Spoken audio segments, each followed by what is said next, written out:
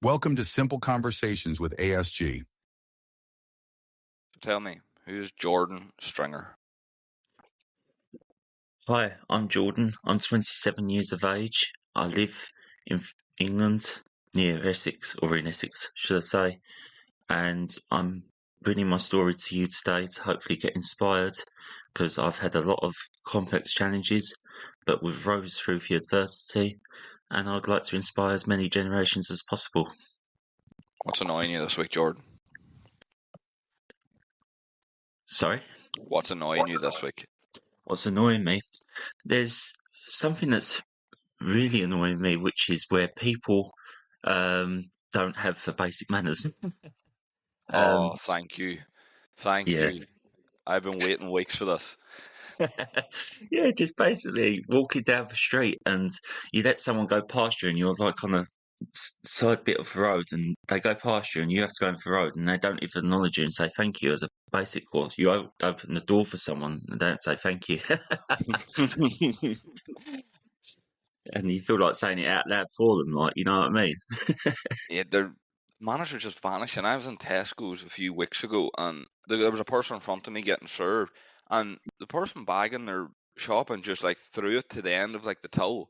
And I heard this noise, and I was like, "That's a bit weird." That, and looked over, and as the person walked away, they had broken a glass of something in their bag, and it was dropping all over the floor. And then they got angry that the person dropped it all over the floor, yet they just chucked it.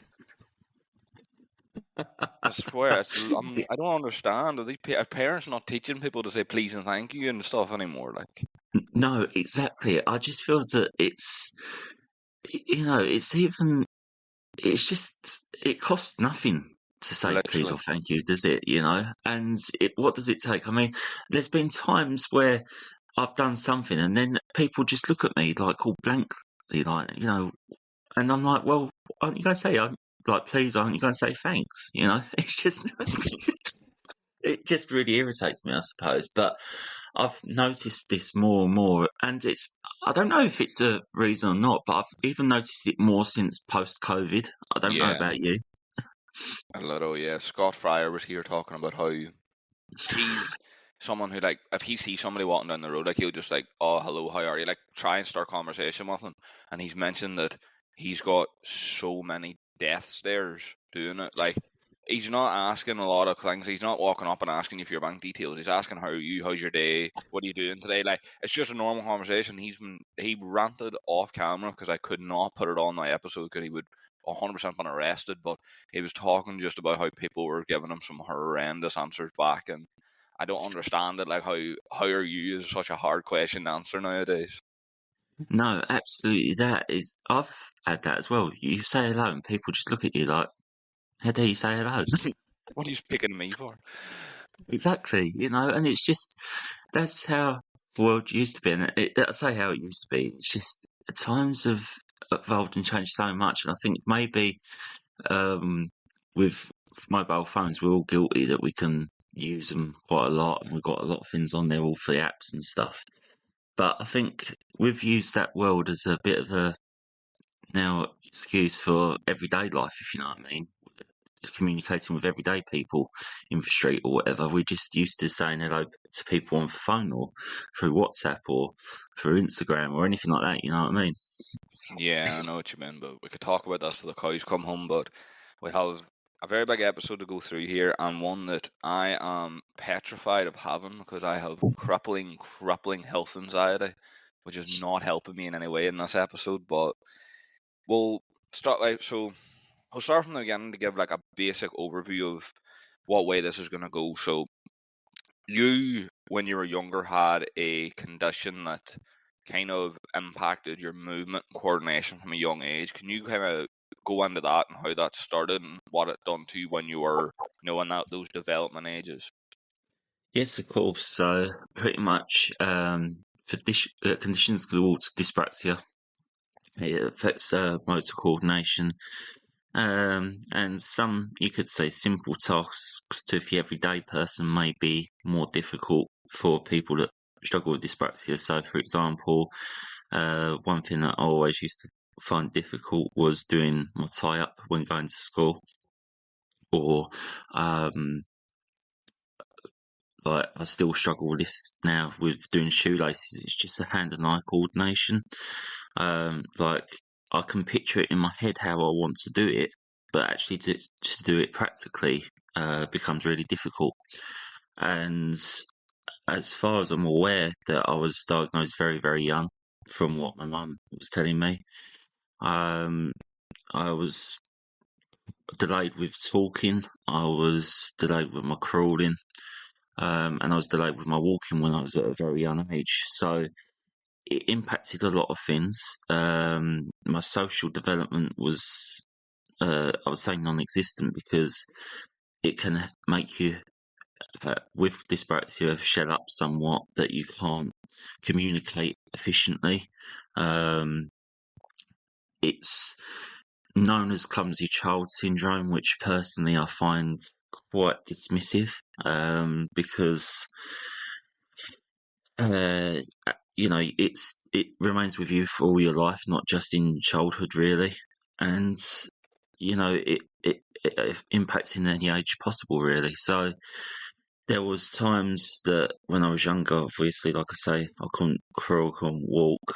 I was under speech and language therapy for quite a few years of my younger life to try and help build up my confidence and to build up my language skills compared to my peers.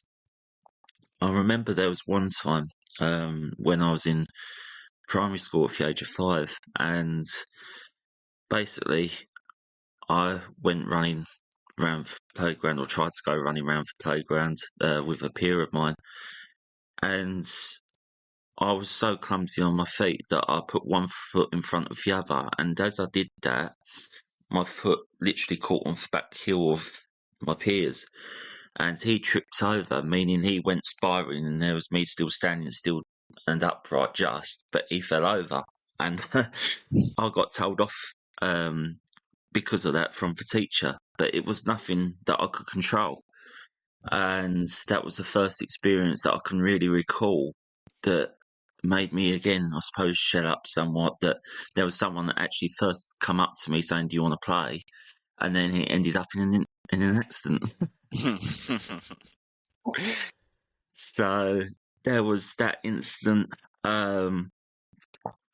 All throughout, I'd say, my life, I've had battles with it, undoubtedly. As the years gone on in primary school, there was only one teacher, I'd say, that really understood the situation, and that was the following year, in year 1. She was fantastic. Like, she used to teach me how to do things up on, like, model t-shirts and everything like that with buttons, and how to help me with ties, and trying to get me in for the knack of doing stuff like that, really. And I suppose with how to guide a pencil with a ruler, because that was always very difficult, having like the ruler in one hand, pencil in the other. Like to do any drawing or whatever was always a task. So she understood. But as I say, all throughout primary school, there was moments where it was difficult for most. The hardest time that I'd have to say with all my life battling with dyspraxia was in year 6, my final year of primary school. I don't like to, this is quite deep that I'm going to talk about here, so we're getting in it quite early, but I had a teacher that really didn't understand the situation, and he used to bully me for it every single day. Jesus. And it came to a situation that it was making my life hell. It started with I remember on the first day there, he was a New Zealand fella, very strong accent. Sometimes, I'm not being rude or anything, but I couldn't understand what he was It's a asking me hard to do. accent to understand. Yeah. And he had one of these voices that he had a loud voice, but he used it with effect, I would say, Mm. and there was times that he really didn't need to project his voice the way he did. Because I always remember that there was a year before that he was in the class next door, and you always used to hear him shout in the classroom, and that always used to shake me up, Yeah. thinking that I didn't want him, and I ended up getting him. And like I say, first day already, it was like hell. It was like, because I was the quietest one out of the class, he picked up on that straight away. And he used to belittle me. He used to say, for example, "Oh, so you can't do your tie still? Oh, you know, everyone can do their tie. Why can't you?" And he Yeah. used to make a point of that in front of me, but to all for class as well. So if it was just to me individually, I might not have felt so humiliated.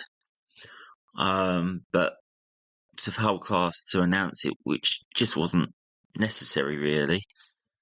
There was a time where I was given a piece of art homeworks, which was quite a, I would say, complex drawing task, which, again, I suppose everyone else could do, but with my coordination element, it was just like,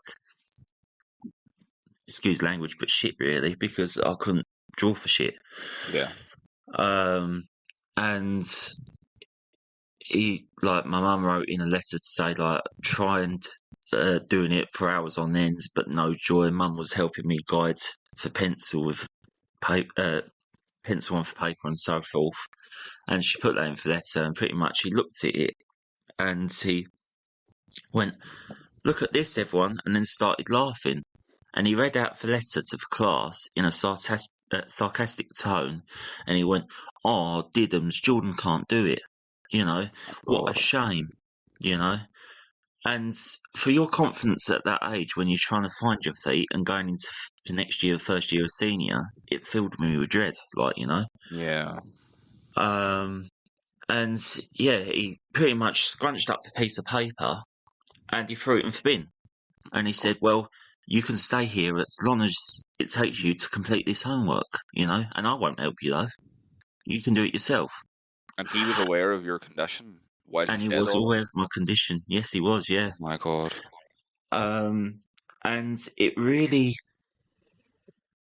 again, language, sorry, but it really fucked me up because I Yeah. was thinking, okay, people, and at that age, kids, they cotton on to what the adult says. They laugh, they see all different things to it and they follow the teacher's lead. They don't look at the other students and think, or the student like myself in that case, and think, "Oh, he's got a case here, that he's struggling, like, you know what I mean?" So there was that incident. There was another time where we was in PE, and basically it was rounders, and we went to go out for playground to do it. And the ball got hit in my direction. I thought, you know what, I'm going to try and catch it, even though my catching was wayward again, like I Yeah. hadn't got the overlap and everything like that. And I was really excited, and I thought, right, and I was just about to catch it, but it just fell short, if you like. And again, it went like this. Oh my God. "Well done, you. You could catch a ball, or you can catch a ball, can't you?" Again, right in front of the class. And I was just like, and it really, again, shit me up and everything like that. And I didn't know how to respond. Obviously, you wouldn't at that age. You can't No, say you like wouldn't. at that age, fuck you or anything, can you? But I didn't know how to respond. And obviously, because I was one of them, again, kids that was just so wanted to please everybody, because I felt that things were difficult anyway. Any little thing I could do, I was trying to put a bit of pride in what I was doing, Yeah. But he didn't really seem to register that. He always used to take the piss out of the situation. So there was that. Another time, I'm a big Tottenham fan. Yeah. Much to my sins, I must admit. Sorry to hear you. um, but I remember I got in one morning, and I was always late to school in year 6 because I just didn't want to go in. Mum had to push me in. It was how I described going into that school was, it was like iron gates, and it was like walking into prison. Yeah. Yeah, I understand that. because I was heavy and everything like that. And I thought, no, I can't face the day. But my mum, I'll go into this in a second. Mum didn't really anything about this until quite late, really, on into the year. But I remember one other time that I'd gone in and that year 6 teacher walked in and he said, "You're late again." I went, "Yeah, sorry," like that, you know. And he said, "Well, Miss Cheer, like, teacher, like I had in year 5, she wants to see you. Can you go and see her, please?" So I said, "Yeah, okay," like, you know. "Hurry then, because you need to come back for your lessons." So I went up to her classroom and she was there and she said, "Oh, I've got a little surprise for you." And it was Tottenham's 125th year anniversary that year, when they played Aston Villa 4-4 draw. And she said, "I've got a little something for you, and it's just to say all the hard work that you've achieved and everything like that, and that you keep on going and trying. Here's like a flag from that 125th year anniversary from the game from the night before." Yeah. Which really, you know, I suppose touched me, and I was like, "Oh, thank you," you know. And everything that I had, you know, I was given, I was always grateful for by family or whatever. But that was really touching, you know. Yeah, it's the first sign From of support. exactly. So I took that flag and I was really over the moon with it, like, you know. Anyway, I've gone back up to where my classroom was and said thank you again and everything like that. Teacher came out, year 6 teacher came out, and he looked at me, he said, and scowled and went, "What is that?" I just showed him, like, just, you know, half-heartedly, like, you know. He said, "Put that in your locker." So I said, "Well, that's what I was going to do. I wasn't going to, you know." Yeah. "Yeah, put in your locker now." So I was like, "Okay." So I was trying to rush it into my locker in a frenzy, like, you know. Yeah. And he said, "Right, I'm counting down from 10. If you don't put in your locker in time from when I finish counting down, then I'm going to snap that flag in half and you won't have a flag anymore." And he said, "You can't bring it into the classroom because," he said, "how comes you get something and the other students don't? That's not very fair, is it?" Dear God. And I was like, "Pardon?" You know, it really, again, shit me up. And again, I couldn't say anything, but I put it in the locker eventually, gone back into the classroom, just sat down, was ready to do whatever it was. And again, he proclaimed and he went, "Well, everybody, it turns out that Jordan got a Tottenham flag. How lucky is he? And, you know, he gets something, but you don't. And everybody else in this classroom don't. So why should Jordan?"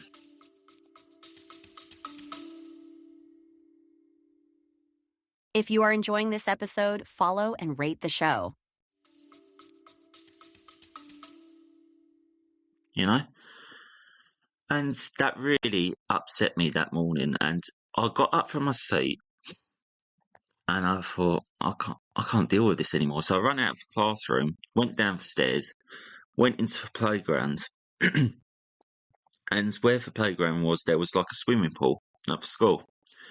And I went round to try and find somewhere to hide, if you like, because I Yeah. didn't want to be in this classroom anymore. And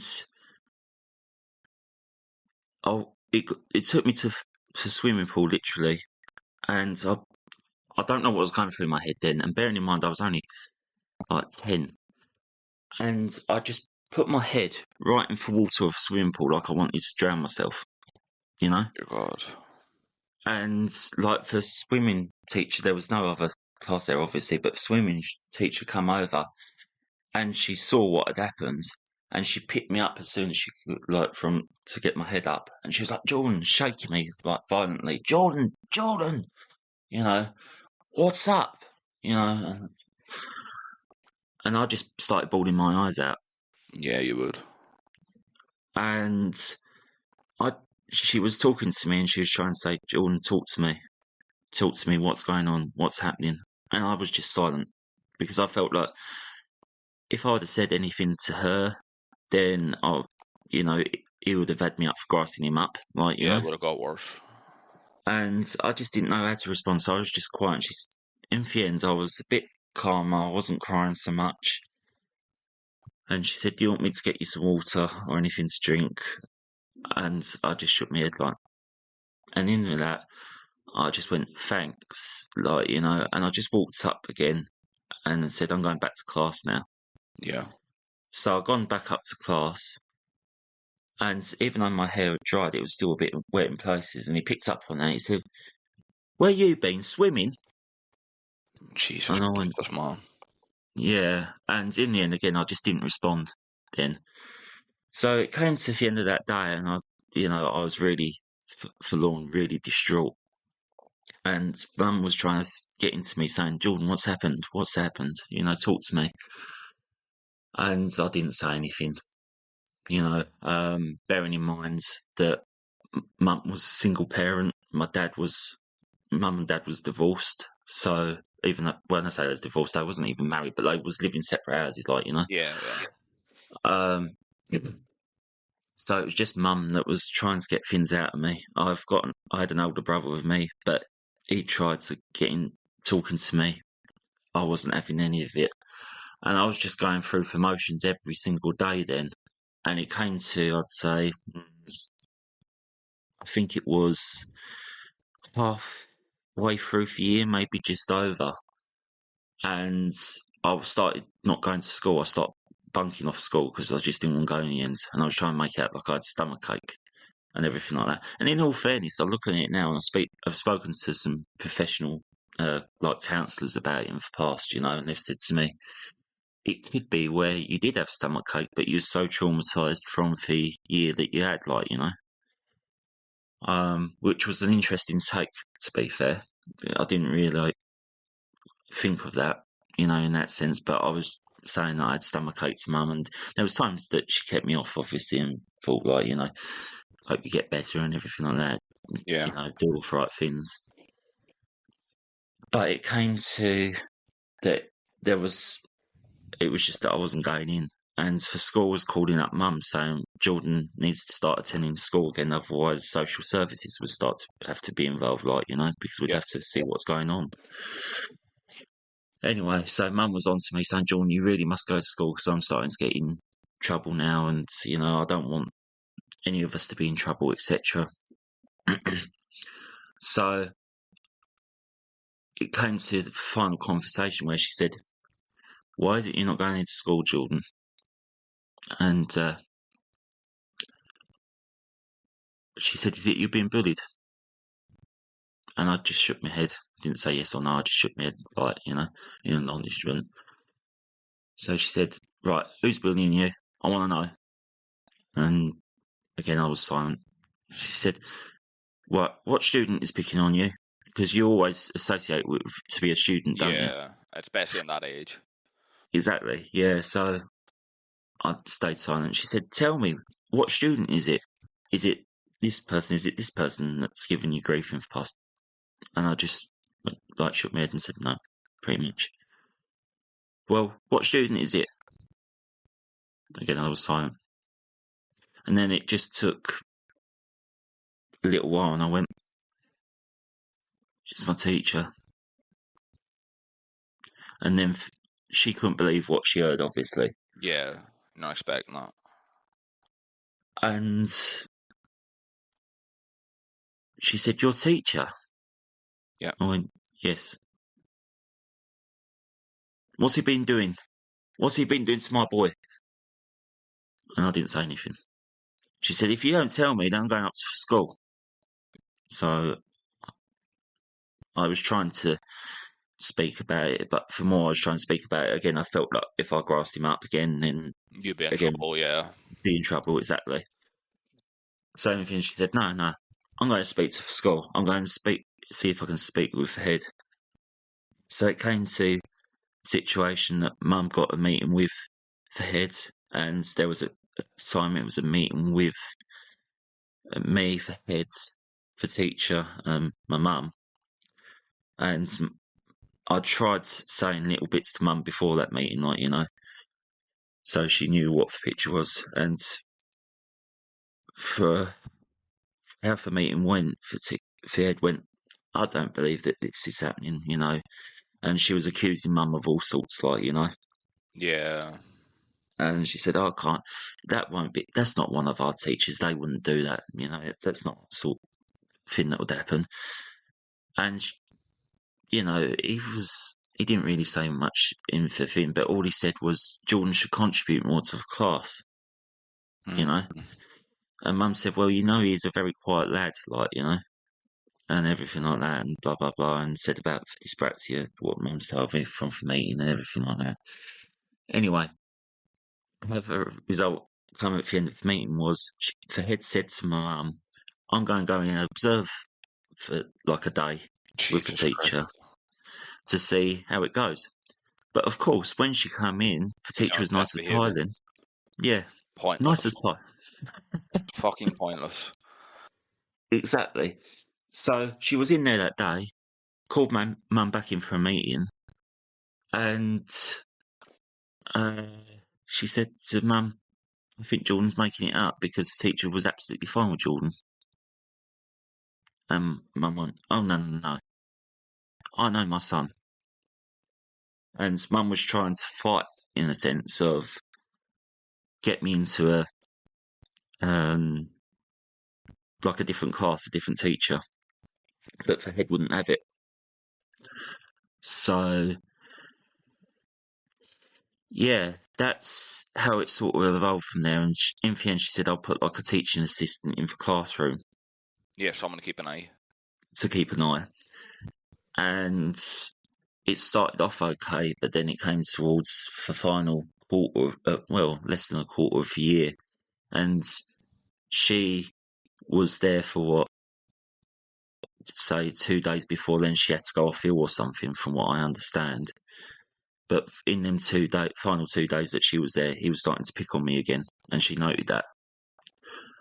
And like she was saying to me, like when he was away with the other children or whatever, she used to say to me, Jordan, it'll be okay, you know, Yeah. and everything like that. Just do your best and everything like that. And it came to, I remember it was the final day that she was with us. They said she was ill. Maybe it was that she saw something and she just didn't agree. Yeah, maybe But I review. do remember, to be honest with you, mate, that there was that final day and she was trying to help me with something. And he pretty much picked up on that with me and her in direct close conversations. He went to, he can do that. You shouldn't do that. He can do that. And everything like that. And it just blew up right in front of my face, really, between them two. Yeah. And he said, you can't tell me what to do. You know, I'm the main teacher here. You're not. So get lost, pretty much. Yeah, power dynamic. So that's how it was. But then for the rest of the year, I had to go in because, again, with the situation, mum with socials and everything like that, we didn't want to get anything involved. But it was very horrible. Can imagine. That whole year. Very traumatic. So that was some of the main difficulties that I've had with it. But then when I went into senior school, I'll keep it short and sweet, but that was fantastic. You know, really understood the situation, the conditions. Yeah, they work with it. Yeah, absolutely. They got me in all the support that they could in the world, which was nice in lessons or outside the lessons, or joining like a club which was called SHOTS, which means schools help out towards success. That's what it stands for. Yeah, I've heard of this before.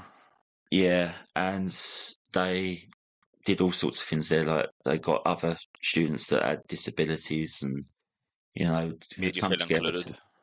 to feel included. Exactly, you know, to do activities like, I don't know, board games of a lunchtime, or doing football, or doing rounders. But there was no judgment, if you know what I mean. Just do your best, like, you know, and have fun. Yeah. There was all that sort of thing, and then GCSE, that was fantastic. Supporting me through that, really, through the exams. And college was fantastic, but for one thing that stood out from that was a difficult and pain in the arse was doing a maths GCSE exam, because I was always pushing for a C, and for number and statistics were fine, but for shape side of things, because I couldn't do for ruler side of things, I kept failing. I kept getting Ds. It's a pain in the ass for me. I can only imagine for you. Yeah. So it's like, wow, okay. And it took me, and I had to go through college. It was 6 attempts in all.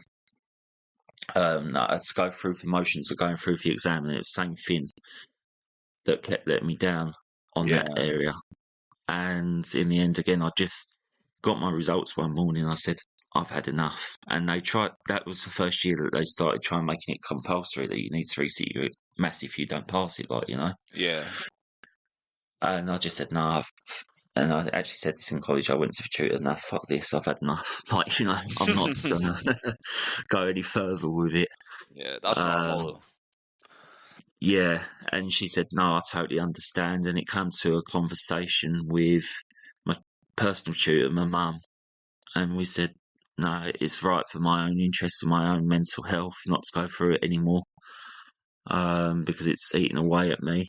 But then it caused a division within for college. There was the maths department saying to me, because I was missing for lessons and not doing for the exam, that they was trying to kick me out of college, even though I was flourishing in for sport and for tourism and all sorts, like, you know. Yeah, on paper, it doesn't look like you were in the right place, kind of.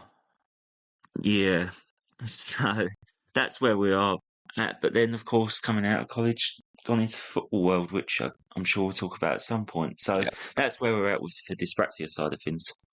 Yeah, dyspraxia. I wanted. I'd actually done right in talking like a lot about it because when I was reading up on it, I read up on it because I didn't know the word. I've seen cases of it, but I didn't really understand what the word meant. And looking up on it, I think there is so many people with it. It's just completely undiagnosed, and it's almost like, you know, if your kid, like you said, you were bad with like shapes and like hand-eye coordination. There's loads of kids that are like that. So parents maybe look at it and go, "That's just a thing. Maybe just not skilled in that department." So they don't go and get treatment or anything, and that's maybe why it's.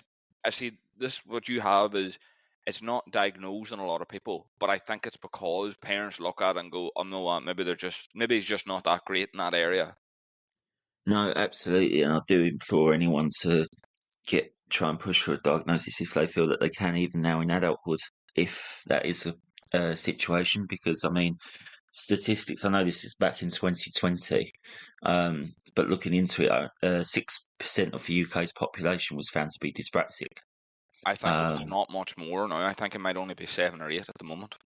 I reckon it's gone up as well. Yeah, 100%. And it's very true. Sadly, many can be undiagnosed for many, many years, and it can help nip things in the bud a lot quicker, to get the right support that you need, really. You know, if you did go for a diagnosis, or, you know, referral, should I say, for a diagnosis, then there is things out there that can help in any shape or form, and that can include like occupational therapy and everything like that. And it might be long-winded, and some people might think, "Nah, I don't want to go down that route. It's just too long-winded." But it might make your life a bit more comfortable. It might give you a bit more of a quality of life back, and that feel that you've been listened to, if that makes sense, and respected. Yeah. The next big health complication you had, which I want to talk about, is I have quite a meal dominated audience, and I think this is probably the best thing to talk about with them because we're getting the start of the year and people want to take care of their bodies and take care of their health a lot more, and this is one that particularly men overlook, and it's a little bit saddening the fact that they do. But you were diagnosed with testicular cancer. Yep. Go take us through the whenever I spoke to Ben Schrader, who was on this, who had a brain tumor that he didn't know really about until he started getting really bad headaches, specifically at the back of his head. And something my audience really enjoyed was him talking through the initial emotion of hearing the news he's got it, to then it set on and him realizing he's got it, to then getting told about the treatment and where his head was at. So can you kind of take us through your thought process like the whole way through? Yeah, of course. I mean, it's been a bit of a roller coaster ride. So it started, predominantly like I say, I've had health issues, I suppose, throughout my life. It started really where I've had, at the age of 2, I had to have a double hernia repair, but I had a testicular cyst that was huge. And that's where the testicular issue started, if you like. So, as you can imagine, at that age, obviously I won't remember having a cyst, but Mum said it was absolutely humongous that it needed attention to. So, Yeah. I was in a lot of pain with everything then, and everything seemed okay. But it came to, again, I would say it was direct. I would say directly, it was what? In year 7, so 2-3 months after all that, getting through with that teacher hell, I say, I was starting to have problems with down below. Yeah. Remember that I went out for a bike ride one day, with like Mum and my brother and my mum's like boyfriend at the time. And I came back and I felt something wasn't right down below, but I just thought, oh, it's where the saddle was and everything like that. I need to, Yeah. just keep an eye on it, but nothing too much to ride home on, pardon for pun. But it seemed to be getting worse, and I was like, this is not right. And again, because it's such a private area, and at that age, I didn't know how to explain it to someone. Yeah, you it know? feels a little bit weird. Yeah, exactly. So, and especially as you're going through like puberty changes and everything like that at that age, So it came to a situation again that I was off school for a bit and I was getting pain, and Mum was saying to me, Jordan, I'm now getting your senior school onto me saying, where are you and everything like that. You're not coming in and everything like that. And I was like, I just said then I wasn't well, but I didn't say where, Yeah. And it just took a lot of time where Mum was like, Jordan, I really need to know. So in the end, I just said, Mum, I'm getting discomfort, if you like. And I pointed where it was, if you like. This is where it is. And she said, oh. She said, that's really important. Like, we need to get that addressed. So I went to the GP, who referred me to my local hospital at the time. They did it took months for a referral, but I suppose it does on the NHS these days at the moment, doesn't it, really? Jesus Christ, months, years. Yeah. So I had the scan and I saw a doctor, a paediatrician, maybe. I think that's what they're called at that age. And he said to me in these words, bearing in mind, senior school age, so it's about 11. 11 it must be. So he said to me, Jordan, I'm 90% sure that you've got cancer. And bearing in mind, I was like, at that age, I was like, oh. Yeah, especially after what just happened with the teachers. Yeah. And I knew what cancer was because you start to hear about it at that age. It's a buzzword, isn't it? Yeah. It's a buzzword, exactly. And I come out of there and I just started bawling my eyes out and I said to Mum, I'm going to die, Yeah. and everything like that. And she said, well, let's, we've got to see your GP and everything like that. Yeah. And we'll go from there. I went to see my GP and the GP said to me, Jordan, I'm telling you now, you do not have cancer. So I was like, I had 2 different opinions, you know what I mean? Yeah, fucking difficult that. And he said, you do not have cancer, but we do need to keep an eye on it. So, and it's something called microcalcification of the testes. So he said, but after what you've had with your local hospital, I'm going to send you with Mum, if she's in agreement, to one of the London hospitals so they can keep an eye on it closer. Yeah. For you, and you might feel a bit more at ease, both of you. So I went up there and they asked me for a scan first before going to see the consultant. For paraphernalia, everything comes with it before seeing the consultant. So I was going around, but in a lot of pain then, and I was going around in school, and it had to come to a situation where I had to wear joggers, not normal school trousers. You couldn't have strain. Sorry? You couldn't have strain on the area. No, exactly. I heard this, yeah. I had to carry a pillow around with me in school, Oh. and that was very awkward. Yeah, I was about to say that. That's probably not great after kind of being in the spotlight in primary school, being bullied to this now. It's probably not easy to digest. No, it really wasn't, because there was students coming to me saying, "Well, why are you getting a pillow? That Why have must you be the got a pillow?" worst part. Having to answer that question, why have you got a pillow, must be the most horrible thing of the whole time. It really was. Yeah, because I didn't know how to answer that, you know. And I just said, and at the time, I just used to use the reason for, and it's not the right answer, but it's for comfort, you Yeah, know. you don't want to say, do you have cancer, really, do you? No, exactly, or potential cancer, you know. Yeah. And it was like, you know, and in the end, that it was getting borderline ridiculous. Instead of just one or two students, it was pretty much near the whole class was, you know. And but to be fair, for school, as I say, they were complete polar opposite from that final year in primary. But they nipped it in the bud pretty quickly. But they was like saying, "Can you please leave Jordan alone?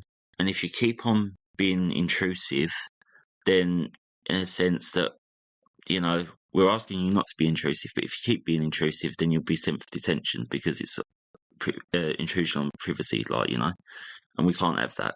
Yeah, And sorry. that might have been a bit harsh, you know, but it sort of made them go a bit more quieter, you know. Yeah. Well, they'll And probably have heard about the bullying thing too, so they'll want to make sure that doesn't start again.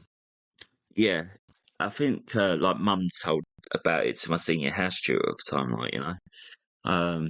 And they was just a complete, like I say, opposite. And they come to me a lot during the lessons and everything and said, "Jordan, if you need to get up and you need to walk out for class and you need to move about or whatever, as long as you come back, obviously, um, you know, then just do it. You know, we feel that we can trust you. Just do what you feel is right, like, you know." So that gave me a bit of independence at that age. From the year previous to that, it was a complete opposite, like, you know. Um, So eventually I got to see the consultant and he said, "Right, as it stands, you do not have cancer. That is reassuring and I can categorically confirm that." And obviously that was relief to me, my mum's ears, and my nan came with me as well because I've got a very close relationship with my nan. And she was like a second mum in the absence of my father, really, you know. So there was relief there was no cancer there, but he said we do need to keep an eye on it because it can develop to become cancer at any point. Yeah. So just be aware of that. And we'll keep you monitored every year, have scans every year to make sure nothing's developed. He taught me then about the self-check technique, if you call it that, which, if I'm honest with you, because again, with the dyspraxia element, I've said this to consultants over the years, I'd find that quite difficult for doing the right thing, checking for the right thing, Yeah. or I'd just panic, you know. But they understood that in a sense, and they always did their things. And it came to all throughout them years that it got to the stage that the pain was reducing, so I could go back into my normal wear for school trousers, you name it. And I was sort of leading a normal life, but I was still having them checks. And it was a day out of school that I felt, "Oh, I'm going into London here." This is the result. But, you know, it was good that they was keeping an eye on it, and like I say, the consultant's brilliant. You know, really good bedside manner, everything. And it came to, I think it was the age of 17, 18. It must have been 18, going bordering 18. And they said, "Well, we're happy with everything how it is. We do advise you still get yearly checked, but nothing's developed. Yeah. So we can discharge you because now you're going into an adult from, you know, pediatrician side of things. You need to now be under an adult team." So I thought, okay, fine. And again, I was checked maybe, you know, 18, 19, everything was fine. That's when it turned age 21. So I was ill for a while with other bits and pieces with stomach issues where my stomach was bloating and I couldn't keep food down. Yeah. Things wasn't right in a sense. And it came to that I was starting to get pain down below again. And I was referred to a consultant up in London. And he said to me in these exact words, he said, I want to do an examination. So I did the examination. And he said on that day, I feel something is not quite right. You need to have an ultrasound scan, but I won't see you again for another 6 months' time. Right.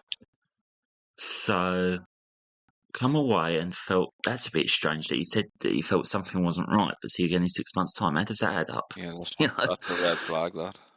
Yeah. So we thought, here we go again, like, you know. I came home on for training that day, and I don't know if it was just exhaustion or it was because I just really wasn't well. Yeah. But as Mum described, I was on for train and I just passed out, like, you know, blackout Yeah. cold. And in the end, I came to someone. I had people I hear near me say, "Jordan, are you okay?"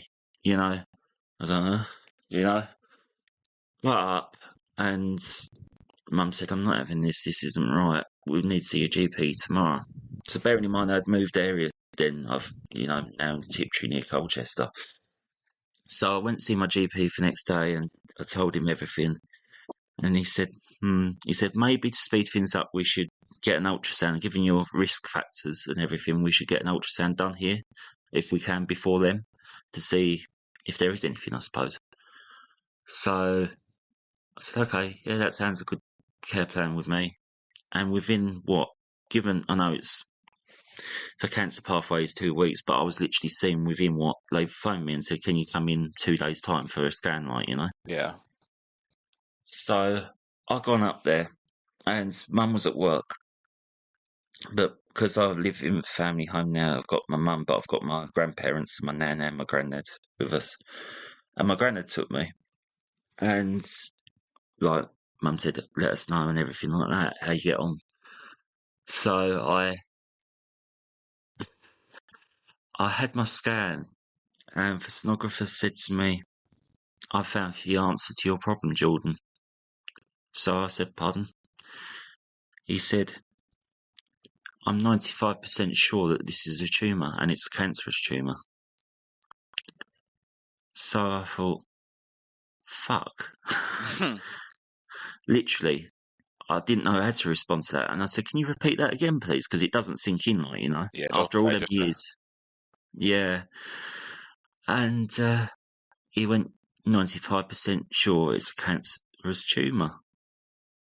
So, you know, when you see in like TV shows and everything, when you get told news like that, the whole world seems to stop and your brain freezes and everything. Yeah. Like, you know, that's how it felt like, you know, everything was at a standstill, you know. Yeah. And as soon as he said that for the second time, I actually said to him in these words, I went, shit, I need to get this sorted, don't I? Mm-hmm. And he went, yes, you do. Yeah. So I was like, well, you can tell on his words that he's pretty, you know, sure of his findings. And he said, someone will be in touch with you to organise a surgery, and it will be within the 2-week pathway because of, you know, cancer pathway, etc. And luckily enough, this was all before COVID and everything like that, I suppose. So Yeah, you got lucky I come there. out. Sorry, what was that? You got lucky in that regard. Got lucky in that regard, exactly. So I thought, okay. And my granddad was out there waiting, and he said, the sonographer said to me, do you want to speak to, is there anyone waiting outside for you? And I went, my granddad. And he said, do you want me to speak to your granddad for you? And I was like, yeah, if you don't mind, please, because I need to get my thoughts together. Yeah. So I've gone out there, and I said, granddad, the sonographer wants to see you, but I'm telling you now, so you're prepared. He thinks it's like a cancerous lump, you know? Yeah. And he went, no. And I said, yeah. He said, and then he was called in. And my granddad, I'll be honest, is one of those sort of fellas that doesn't, emotion-wise, Yeah, topical he doesn't show granddad. it much. Yeah, tough old granddad, Yeah. you know? And he came out and he went, I don't believe it.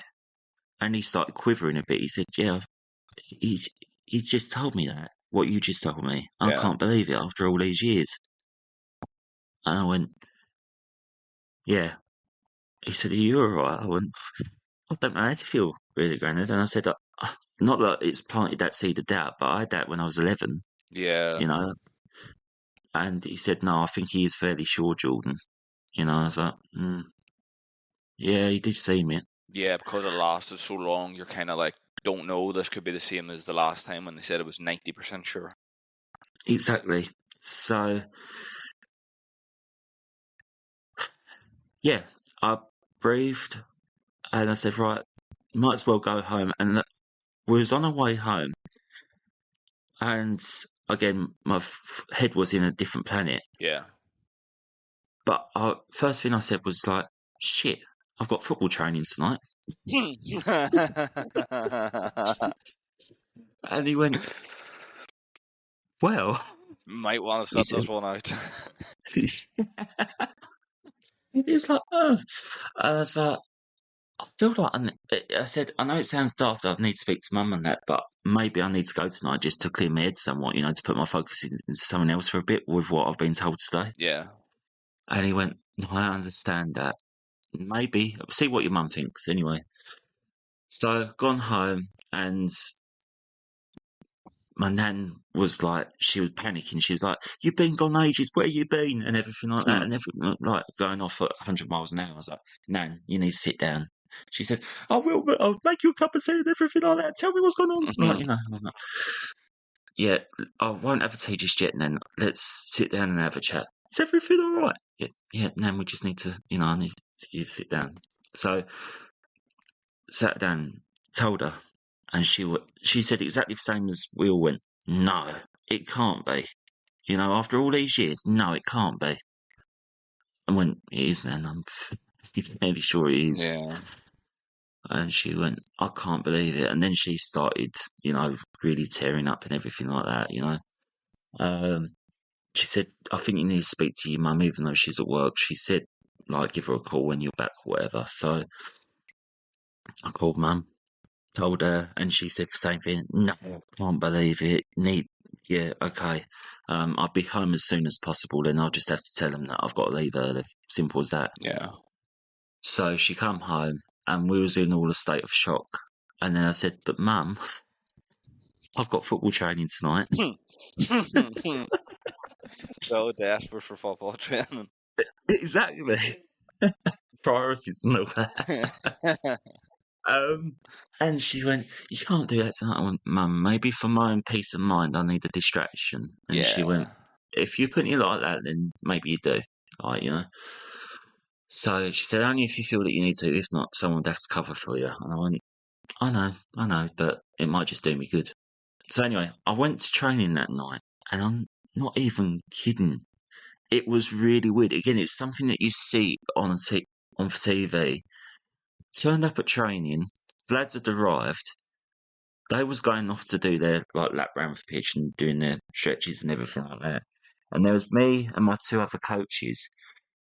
And I'm not even kidding. It was blizzard-like conditions. It started snowing heavily. And I thought, what the fuck is this day? It's now snowing so heavy that we could be snowed in for car park here. So, and then it just hit home. I was like, so we've had that, and then what? And then my mind was all over the place. And then my other coaches went to me. They went, "You okay?" I went, "Yeah, not being told some good news today, but talk to you about it later." In the end, the boys were doing their training. And to the end of the session, and the snow was everywhere. It was really heavy that night.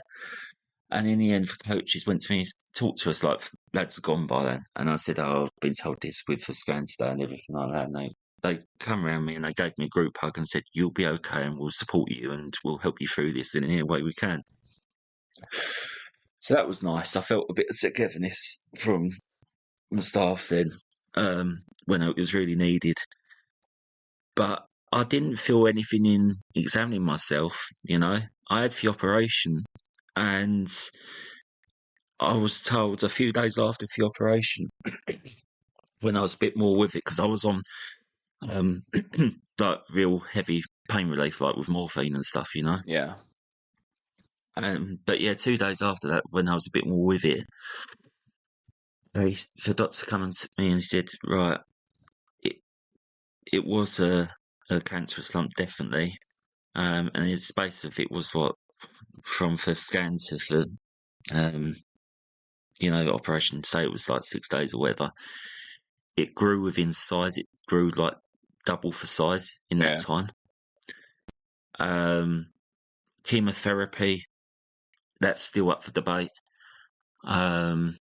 But we've got rid of it for now, but we need to keep an eye on you, obviously, and do other scans to make sure that it's not spread anywhere else and so on and so forth. Yeah. So you have to be kept in, blah, blah, blah. And I was kept in. There was no spread anywhere else, thankfully. But even then, I'd say the aftercare, I'll be honest, wasn't very good. There was times that I had, I said, because they also say they check for tumour markers as well. Yeah. For tumour markers, even ironically enough, came back fine, Yeah. when I had the cancer. So it was a bit of another like weird moment. But then I've understood as time's gone on that they don't always pick up in tumour markers. So Yeah, fine, can be I understand. disguised. Yeah. But I had consultants say to me, this was like, I'd say, 4 months after the op and everything. I was starting to get pain in my left side, and I was a bit concerned about that because there was a bit of swelling in the left side, and everything had my fears come back somewhat. Yeah. But he used to say to me, Jordan, stop getting anxious, stop working yourself up. It's not cancer, And I was like, well, isn't it natural to feel a bit concerned given past history and past concerns, And he was just saying, like, there was all different things. And one time, before the op, one thing that I was getting symptom-wise was breathlessness, chest pain, and everything like that. But it wasn't because of the anxiety being provoked through for cancer. This was before the tumour was even found, if you like. That was one of the symptoms that I had. Yeah. But nothing was being picked up, if you like. And it came to one time, and this was about 6 months after the operation. I went into A&E and come back, and my GP said, something's going on here, I'm sure it is. I've got to refer you to some other team within the hospital to have it checked out. Maybe it was a chest team or something. So I saw the chest team in quite quick fashion, actually. And they said to me, Jordan, did you know why you're getting your chest pain? And you've had it all this time, and even it's shown in the test that you had before your cancer. And I went, like, what? Oh, you got 3 fractured ribs. What? Yeah. When you got 3 fractured ribs, that's what's causing your chest pain. Has nobody told you? No. Well, that's the answer then. And I thought, well, I've got an answer. But everyone was like, the oncologist was saying to me, even though they had that in front of them, the oncologist said, well, you must have bumped into a door. Yeah. Or you must have fell over. You must have had impact. Yeah. And I was like, no, I haven't. I would have known that if I bumped into a door. Yeah, I know I'm clumsy, but I would have known that I'd have bumped into something. And they went, well, that's the answer. And they said, really, we're telling you that now, you can feed this back to your oncologist. But they said, I'm surprised your oncologist hasn't told you this because it is in the system. So I went back to the oncology and they went, well, who told you that? And I said, well, I'm not going to throw them under the bus. Yeah. But it's what I've been told by a medic, and that's why I'm getting for chest pain. So, and then they said, oh, so you didn't bump into a door then, did you? I went, well, no. But it was just like, that's what I say, it's been topsy-turvy, all different things all throughout life. But that's the journey with cancer journeys. It's been a long road. But I think, and I suppose I'm going to speak about this openly now, is there's things that you need to be mindful when with testicular issues anyway. Yeah. What we discussed with checking for lumps and that. But since then, as I said to you, my local hospital, they did not after procedure or cancer op. They didn't offer me a prosthetic. I had to have that done in London. They didn't offer me sperm banking for future chances with kids to store some in case. So my local didn't provide me for that because they didn't feel I met the criteria, would you believe? So I had to go to London for that. There's been quite a few misdealings, if you like, that we had up here, which thankfully London came to the saviour. But what the latest is on that front, I've had every year I've had to, and I'm speaking about this openly, and I suppose it's with no filter, but it's to make people aware to be sure and check out and everything like that. But every year I have my sperm checked for, again, future chances if I want a family. Yeah. I was having them done yearly. They come back semi-okay, but still not great. Because I was still recovering from the cancer op, they say that I was still in recovery. Yeah, it was kind of normal for that to happen. Yeah. So then it came to 2 years ago or so that I gave a sample. They've frozen some. Great. I did a sample last year and it came back that there was no sperm found in the sample all of a sudden, which was a bit of a worry. Sudden, And I put, yeah, so sudden. And I said to my GP, oh, something's not right here. So he did blood tests and he's come back that hormone levels are low and everything like that. Went back up to London to see the consultant, and this is still quite fresh, I suppose, and still quite raw, but again, openly. Saw the consultant Thursday that I've been back and forth to over the last few months, and he said, your remaining testes, Jordan, I'm sorry to say, but it's not functioning at all now. And I went, why is that? And he said, it's because all for surgery and all for trauma that you've had done down below. Like, I've had worked it out to be 4 different operations done down below over my life with different things. That it's just got to effect now that it's just not working. So he said it's good that you've got some samples stored. But if you want to go through with having a family now, it's got to be through the IVF route because your one is not functioning as well as it should be. So I said, okay, well, at least I know where I'm at now. Yeah, at least you're told a definite answer. Sorry? At least you're told a definite answer, as we're opposed in the past, you're kind of swinging back and forth. Absolutely, yeah. A bit of clarity. As I say, it's not. I've spoken about it openly for the first time today, really, about, to someone else. Obviously, like my mum knows, but that's in for close circle, I'd say. But, speaking openly. But that's why I say, men, please, get your balls checked. Be sure. Have to. It's like, I always think it's weird how women take their cancer treatment so serious. There's breast cancer vans that pop up every month almost in every city and every country in the world, and they are queued out the door with women getting checked, but men just refuse to go and get it checked. I suppose maybe it's just the finding out process a little bit awkward for men, or they feel a little bit vulnerable, but genuinely it would save a lot of people a lot of worries if they just went and got it done, even just once a year, twice a year. Just it's a simple quick check and out the door again, and it'll put your mind at ease. I think we need to start accepting it. No, 100%, mate. I think it is what it comes down to is us as men, we're quite proud in that respect. We don't think, there's anything wrong. But we've got to, as you say, once or twice a year, whatever you feel is best for you, just, please, and that's what I implore to any male, just get checked, be sure. If you're not sure, speak to someone about it medically, like a GP, or ask if you can, if you're really not sure, if they can refer you for an ultrasound or anything like that. If they're accommodating your GP, then they could do that for you, Yeah, I would definitely recommend, man, go and see a GP at least twice a year, because we can do our own checks, but it's hard to do a self-check when you don't really know what you're looking for. We know we're looking for a lump or a little sign of a little bit of emergency or something, but it's hard to do the self-check. There's a comedian that's got the phrase of, it's like trying to find a lump in a ball pit. It's difficult. So going to your GP, they'll put you in the right place to get it done.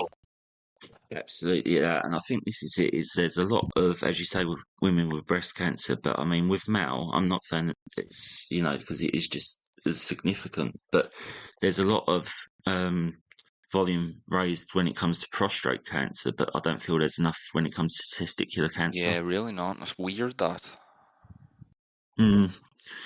Yeah, and yet they're both as equally as important as each other, aren't they, in that respect? So, because again, you sit here with women with breast, but you also hear about with their, I'll say their privates. That's the best way of putting it, Yeah. But, they have their checks and everything like that, and they're measured. But it just seems that it needs to be shown more out there. I mean, Macmillan was fantastic for me during the cancer time, I suppose. They was really supportive and helped me with anything that I needed with counselling and stuff. But another thing that I would say is a bit of a strange one of the NHS, but from what I understand, which really blows my mind, is that like that recent episode with when they said about the family side of things and that they can't. It's not straightforward that you can get counselling on the NHS for that because you're not in an active relationship or you don't have a family. So you Yeah, can't it's meet the not. criteria. I've heard this before. There's a term it comes under. I think it's something like it's not like in the near future directness or something. Something stupid. Like even if you aren't in a relationship, who knows you're gonna want that you're not still gonna want to have kids in like the next 5-10 years. Like it's so stupid. Absolutely that, because it's still going to plant that seed in your mind, isn't it, I suppose, Yeah. and think, well, going forward, where do we go from here, Especially if you find out sooner, you can at least then plan for what you're going to do in the future. If it comes up randomly when you're already in your mind thinking I'm going to have a family, then you could end up fucking completely derailing your life, never mind with family. Absolutely that. Exactly. And I think this is where, if you called it bending for rules, or the rule to exception, that's where they should look into it a bit more. But that's another topic for another day, I'm sure. Yeah. We'll try and wind down now because there's a lot that's gone on in this episode, a lot. And, you've mentioned throughout, your love of football, which has obviously helped you a lot with all these different things and making you feel more included and stuff. So there are some topics in football I want to talk to you about, and a lot of my American audience is going to leave now because they haven't got a fucking clue what I'm on about when I say football. But this is just for us. So obviously you've got a big history in football coaching, and there are so many topics now about football coaching. There's so many different ones now, and I want to know, like, whenever, like, so you started coaching when you were young, very young. What's kind of like Yep. the different? What's it like now as a football coach, seeing what football coaching has become? Because it's almost like they have a coach for absolutely every single little detail. That is very true. I mean, though I only started the journey in 2015, really, 10 years on, so much has evolved in that time. I mean, as you say, there's a set piece coach now, there's data analysis, there's everything like that. And you're like, wow, it is really advancing. And I'm not going to lie, I suppose with the data side of things, that would probably intrigue me somewhat to have a bit of knowledge on. But yeah, there's a lot of different things for game. When I remember one thing that my tutor used to say to us in our level 2 course was football's a very simple sport and we Very should keep it simple. simple. You could do it on a piece of And- paper. Sorry? You could play football on a piece of paper. Exactly. Yeah, and you think with all these different elements to it now, that are they making it more simple for them or are they making it more complicated, Yeah, it's like the stats have gone so much. Like I've heard like clubs having coaches that analyze the XG, and I think this XG is the most stupid stat in the world because I could I could kick a ball way over the bar 100 times and I would say my XG is 40 goals, like, but I'm nowhere near the fucking net. Like, it's so stupid. Yeah, it is. I mean, I don't even know how. I mean, I heard somewhere the other day how they calculate the XG, but it's still like, oh, Yeah, what? I think it's if the ball's anywhere near the goal, but you could have the ball near the goal and not do anything. And no, exactly that. If you're watching sometimes Ange Ball at Tottenham, it's like No comment. Exactly. If it's, I don't know. It's, as you say, it is advancing. I don't know. It's a good thing and maybe not so good thing. I think it, I can see why, but there's and it's, I don't know. With the XG, I always associate it with when you're playing Football Manager for PC game. Yeah. Because it always says it on there, and you think, okay, well, it's a computer game. And that's what it's becoming like. Football is now becoming like a simulated world. Yeah. They're hiring people who play Football Manager who are on the leaderboards. Yeah, I heard about that. I was like, The guy at tempting. Rennes, he's the head coach, and he was like a huge Football Manager player. Yeah, I have to admit, I used to be a big Football Manager addict I was on hooked. PC. Yeah, I was more hooked on that than I was like FIFA. So Yeah, I was hooked on FIFA until I found Football Manager, and now I've had to quite literally distance myself from anything to do with Football Manager. yeah, it's like you say to someone, I've got to respond to my emails, but they're Football Manager emails. I've got a team report coming on here. Yeah, football's become very like analysed and very information based, and from a football coach, someone who's dealt with players, having up and down moods and having things off the pitch that they bring on the pitch even though they don't mean to. There's one man in particular we need to talk about in this topic, and it's one that's fascinating me because he's always had this element to him, which is Marcus Rashford. He's always seemed to have this. I don't know if it's a confidence or a mentality issue. I'm still conflicted because there are players that have the same thing as him, but it doesn't seem to affect him. But what do you think it is with him that he seems to go through these patches of good and bad, and it can correlate to little things that happens to him? What do you think it is? I'm not sure. I mean, there was awful talk of him as a footballer that he's going to be one of the next best things and everything like that. But I don't think he does his talking on football pitch now, if you like. It's more off the pitch. With what he does to try and raise things and awareness for like kids' school dinners and everything like that. Yeah, Which I'm not saying, it's a great thing he's is doing. a bad thing. It's a good thing, exactly. And he's one. If he didn't have football as his pinnacle and his career and his status of what he does, would he be out there as much raising profiles everywhere? I don't know. I think I don't know. Like, obviously, he's doing amazing things, and he could do it as part of an organization instead of by himself. But I just feel like he's done things off the pitch that they're almost like retirement activities. They're almost things you do when you walk away from the game. And I think then maybe he's bit off more than he can chew. Maybe like he's gone into like a boss role and he's having to be like a boss with a job type of thing, and he's making decisions that are probably playing in his head when he's playing football. I mean, feeding starving kids can't exactly be the easiest thing to digest whenever you have to play 90 minutes. I see what did there, digest in 90 minutes. Very good.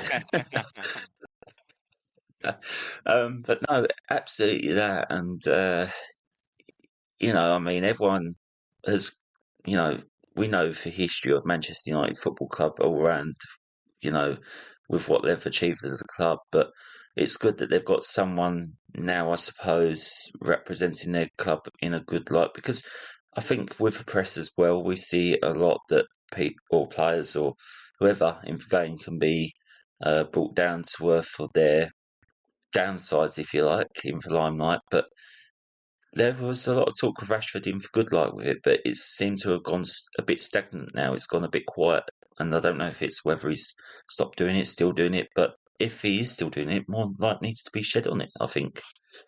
Yeah. There's one last thing I need a football coach's perspective on, which has been everywhere the last few days, which is Darren Ferguson and Ashley Young. Who is on the right? I had a feeling that this would come up today, to be fair. To know. It's been driving me insane. I don't know. I'm so conflicted. I don't know what side to be on. I can see both sides, definitely. I know it's sitting on the fence, maybe, but I can see the side of that it made FA Cup history. Yeah. And really, them sort of records don't get broken very often. So on that side, you could see, yeah, Darren should have just bit for bullet. But then I can see on the other side that he was chasing the game. He was trying to get a result. And I don't know too much about, isn't it Tyler, his son? Yeah, Tyler. Yeah, I don't know in terms of position-wise where he plays or anything like that. But, I feel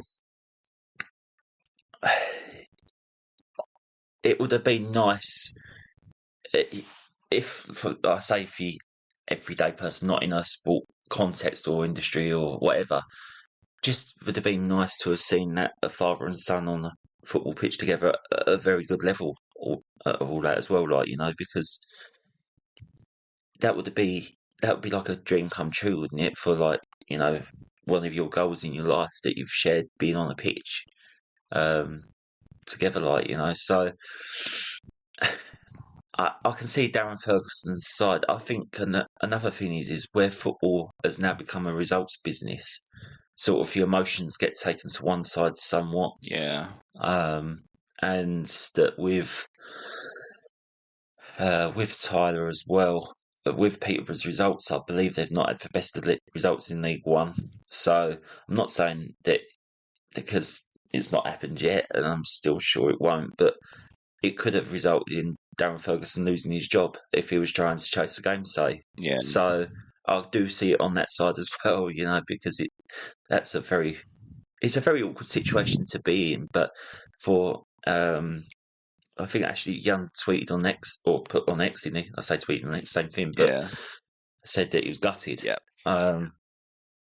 And I get that there was some people giving Ferguson a lot of stick for that. But again, remember, everyone, as Andrew Postecoglou has said, footballers are human beings as well. You know, we all do have them emotions. We do have, it's natural to. Yeah, I do think with the whole build up, people talking about young versus young and stuff, it probably did get in his head a little bit. But I mean, it's one of those things that I look at and think, he needs to kind of not think about himself just in this situation. I mean, there was so many times like on TV, Crawley played in the FA Cup a while ago. It was on TV and they played Mark Wright, the guy from Only Way is Essex. There was no reason to play Mark Wright. He's probably not good enough to play at the level, but it was just he can come on, get a little bit of confidence. You never know, he might end up playing well. Same thing with given Ethan Nawari is the youngest player to feature in a Premier League game. That was just a confidence boost. And I mean, you look at him now and he's playing great whenever he gets on. I think having that just Ashley Young, realistically, has got about 2 years left in football. Realistically, he's too old now. So giving him just, even if for the last 2 minutes in the game, whenever they're going into injury time and Everton's almost got a penalty and stuff, just put him out on the wing that Ashley Young's on and just let him have a fucking, even if he's standing in his conversation with him for 2 minutes. Just that moment, like the kid will go home and be like, that's insane, my dad's achieved so much and I got to play against him. Like, it'll be a confidence booster, if anything. Absolutely, 100% agree. And I did see a photo on social media the other day that did make me laugh, and it was both Young speaking off the pitch before the game, and Ashley was saying to Tyler, saying, "You guys win, you're grounded."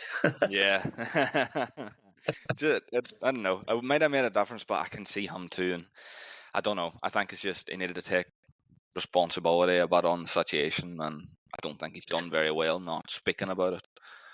Yeah, no, absolutely.